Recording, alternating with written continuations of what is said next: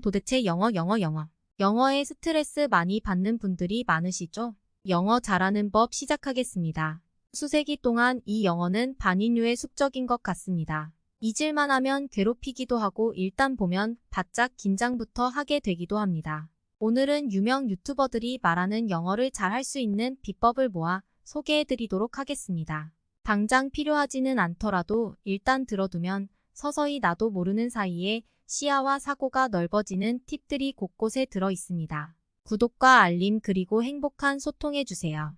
사실 우리는 영어 발음 자체를 잘 못하기 때문에 잘 안 들리고 잘못된 정보를 그대로 머릿속 회로에 넣기 때문에 복잡하게 느낍니다. 우리의 뇌는 친숙한 단어는 받아들이고 그렇지 않은 것은 버리기 때문에 발음을 잘못하면 언어에 대한 이해력이 떨어질 수밖에 없습니다.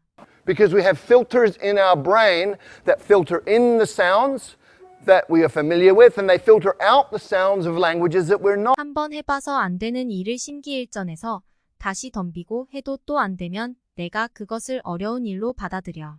결국에는 포기하게 되는 과정이 자연스럽게 반복되는 겁니다. 시험 점수를 위해 영어 공부를 시키는 한국의 교과 과정에서는 발음의 중요성을 상대적으로 강조하지 않습니다. 하지만 아무리 문법이 뛰어나고 영어 성적이 좋아도 실전에서 상대방과 자연스러운 분위기에서 편안하게 대화를 지속할 수 없다면 영어를 잘할 수가 없습니다. 이미 경험하신 분들은 아시겠지만 적어도 원어민들에게는 편한 액센트와 발음으로 대화를 즐기는 일이 우리가 받아온 교육과는 달리 더 중요합니다. But in the real world, when you're using English to speak with other people, your pronunciation, your fluency when you speak, it's so incredibly important. 유튜버 김명기님이 채널에서 소개된 것과 같이 do you know that? 이라는 짧은 문장 사이에 3개의 스톱 사운드. 사입 발음이 있다는 교육을 받지 못한 채로 우리는 영어 말하기를 배웠습니다. 단어와 단어 사이에 이 스탑 사운드와 같은 사입 발음을 형성을 해서 읽는 연습을 하시게 되면요. 여러분들의 발음이 굉장히 좋아지시고 이영식 채널에서도 소개됐던 것처럼 한국어식으로 아은 소리를 넣기 편해하는 습관 때문에 잘못된 발음을 창조해서 새로운 언어 체계를 만듭니다. 그때 이걸 한국어로 표기하면 처치 이렇게 표기할 거예요. 영어 발음을 하는 방법을 비밀번호라고 가정한다면 자물쇠를 잠그고 비밀번호를 여는 일도 그냥 열린 문으로 들어가는 것보다 어려운 일인데 그 비밀번호를 풀기 위한 암호를 나만의 잘못된 습관을 더 추가함으로써 암호를 한 번 더 입히는 과정을 추가하는 것과 같기 때문에 문을 벌컥벌컥 열고 들어가는 원어민들보다 시간도 더 걸리고 어려워지는 것입니다. 영어 공부라는 단어 자체가 부담으로 느껴지는 이유도 마찬가지입니다. 제대로 된 전곡을 찔러 한 번에 무너뜨리러 가보자는 의지가 불끈 솟는 말이 아니라 잘못된 방법과 정보와 다시 싸우러 나가기 위해 마음을 다잡아야 하는 단어이기 때문입니다. 말싸움조차 안 되는 상대와 마주하러 가는 기분처럼 아예 무시하는 것이 더 편하기 때문에 대부분의 사람들이 그렇게 하고 있는 것 같습니다. 수학이 어려운 것도 마찬가지입니다. 자연에 있는 현상의 일부를 규칙으로 만들어 플레이하는 게 수학인데 예외가 나오거나 내가 알고 있던 것과 다른 접근을 하면 무너지는 겁니다. 이 일은 항상 이다라고 규정하는 것부터 받아들이면 계속해서 어떤 형상을 특정 방법으로 보기로 약속하는 겁니다. 계속 그걸 외우고 연습하다가 중간에 잠깐 쉬거나 헷갈리면 포기 말고 다른 방법이 없게 됩니다. 이처럼 영어 학습법도 어떤 문법과 같은 틀을 가지고 보면 위태위태합니다. 대부분의 일에 성공하는 사람과 실패하는 사람의 가장 큰 차이는 관점과 타이밍입니다. 유튜브만 보더라도 처음에는 핸드폰으로 대충 하다가 나중에 성공하면 콘텐츠의 질을 높여야겠다는 생각에 주류이지만 알고리즘상 첫 번째 영상과 구독자 100명, 1,000명일 때 영상이 성공을 좌우하기 때문에 초반에 외롭고 힘들지만 양질의 콘텐츠에 집중하는 것이 더 유리할 수도 있는 것처럼 말입니다. 영어 공부를 할 때에도 4형식, 5형식 문법 독해부터 하는 것이 아니라 언어 또한 자연의 현상으로 보고 내 삶에 스며들도록 둬야 합니다. 아기가 태어나서 바로 뛰지도 못하고 입과 손을 통해 세상을 천천히 탐색하듯이 그냥 서툰 상태로 따라도 해보고 글을 읽기도 해보고 써보기도 해보면서 해볼만하구나라는 느낌이 들게 하는 것입니다. 아마 이래서 어린아이들이 언어 습득을 어른보다 쉽고 빠르게 하는 것 같습니다. 내가 패션을 좋아하면 패션 관련 영어 잡지를 보거나 팝송을 좋아하면 듣고 흥얼대면서 필요할 때 조금씩 단어를 찾고 나중에 어려운 내용을 공부해보는 것이 맞는 순서입니다. 일단 좋아하는 단어나 분위기를 처음 이해하기 시작하면 무의식적으로 언어를 습득하기 시작하기 때문입니다.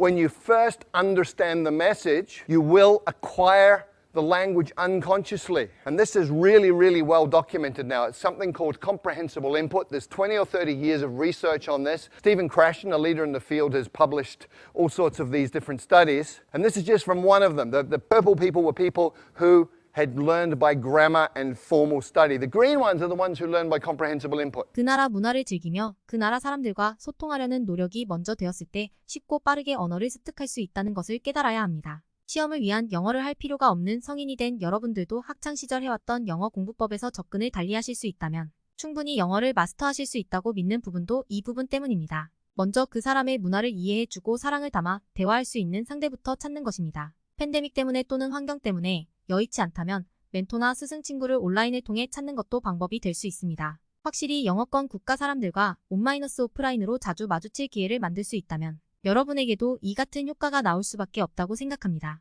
어떤 영화나 드라마의 대사나 노래 가사를 따라 해보는 것이 하나의 방법이라고 하시는 분들이 있습니다. 이런 감정을 표현하는 것까지 그대로 흉내를 내면서 그 사람이 30초 동안 얘기를 했어요. 하지만 이렇게 쉐도잉이나 맹목적으로 따라하는 것도 애정을 갖고 하는 것과 아닌 것의 효과는 천지 차이입니다. 조금이라도 관심이 덜하고 푹 빠질 만큼 좋아하는 분야가 아니면 효과가 미미해질 수밖에 없다는 말도 됩니다. 누구나 제2외국어를 6개월 안에 배울 수 있는 5가지 원칙이 있다고 이야기하는 크리스 론스데일도 슬프고 화나고 걱정되고 열받는 심리 상태보다 행복하고 편안하고 알파파가 나오는 호기심 넘치는 상태에서 훨씬 빨리 배울 수 있고 모호한 관념을 더 쉽게 받아들일 수 있다고 이야기합니다.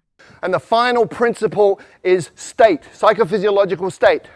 If you're sad, angry, worried, upset, you're not going to learn, period. Happy, relaxed, in an alpha brain state, curious, you're going to learn really quickly. And very specifically, you need to be tolerant of ambiguity. If you're one of those people who needs to understand 100% every word you're hearing, you will go nuts because you'll be incredibly upset all the time because you're not perfect. 영어를 좋아하지 않고 문화를 알고 싶지도 않으며 작은 디테일까지 궁금하지 않다면 영어를 정복하는 것은 불가능합니다. 아가가 엄마에게 무한 애정을 주며 엄마의 말과 행동을 궁금해하고 엄마를 무조건 따라하느라 엄마의 언어를 배우게 되는 것처럼 말입니다. 현재 내 영어 실력이 만족스럽지 못하다면 지금까지 학교나 학원 과외 수업을 통해 배웠던 방법이 잘못되었기 때문일 수도 있습니다. 그중 가장 큰 문제는 개인적으로 글쓰기이라고 생각합니다. 모국어인 한국어도 마찬가지지만 대학에 가서 리포트를 작성하기 전까지 우리는 일상에서 작문 자체를 잘 안 합니다. 그런데 배우고 읽는 인풋의 과정의 끝에 아웃풋인 쓰기를 하지 않으면 생기는 가장 큰 문제는 바로 실력 향상의 기회를 날려버리는 것입니다. I'm just talking about writing a few thoughts or a few ideas down. It only has to take a few minutes. And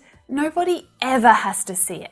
It's just for you. 흔히 알려진 영화 스크립트를 100개 외우거나 자주 쓰는 표현을 능숙하게 쓰는 수준이 되면 확실히 영어를 잘하는 것처럼 보이기는 합니다. 하지만 처음에는 서툰 영어 글쓰기를 꾸준히 할 수만 있다면 훨씬 빠른 시간에 더 좋은 성과를 낼 수 있습니다. 특히 어휘를 새로 익히는데 큰 도움이 됩니다. 일단 써놓으면 듣거나 말하는 것처럼 어디 도망가 버리지 않고 눈앞에 계속 그대로 있기 때문에 조금씩 문장을 고쳐보면서 영어식 생각과 훈련을 지속할 수도 있게 됩니다. 바탕 화면에 폴더를 만들어서 날짜별로 작문을 해서 모아둔 다음 며칠 혹은 몇 달이 지나서 다시 열어보고 퇴근을 하면서 실력을 점검할 수도 있습니다. 좀 더 어려운 단어로 바꾸어 볼 수도 있고 유의어 표현이나 다른 문장을 추가해보는 등 자연스럽게 실력을 높일 수 있습니다. 누가 보는 거 아니니까 일단 지르는 것이 중요합니다. 그리고 나서 이게 맞는지 아닌지는 영문 자막을 참고해도 좋고 네이버 파파고를 이용해서 한 줄씩 확인해보는 방법도 있습니다. 글쓰기란 읽기, 듣기, 말하기 능력을 베이스로 하는 활동이기 때문에 가장 빠른 속도로 영어 실력을 높일 수 있는 방법 중 하나입니다. 그리고 이 말 자체가 대사이기 때문에 따라서 말도 해보고 연기도 해보고 표현이나 단어도 익혀보면서 즐길 수도 있습니다. 그러다 실력이 늘면 에세이나 페이퍼 보고서도 작성해보고 머릿속에서 영어식 사고가 흐르도록 단계를 업그레이드 하시면 됩니다. 매일 힘들다 어렵다라는 생각이 조금씩 들도록 하시는 것이 중요합니다. 운동처럼 말입니다.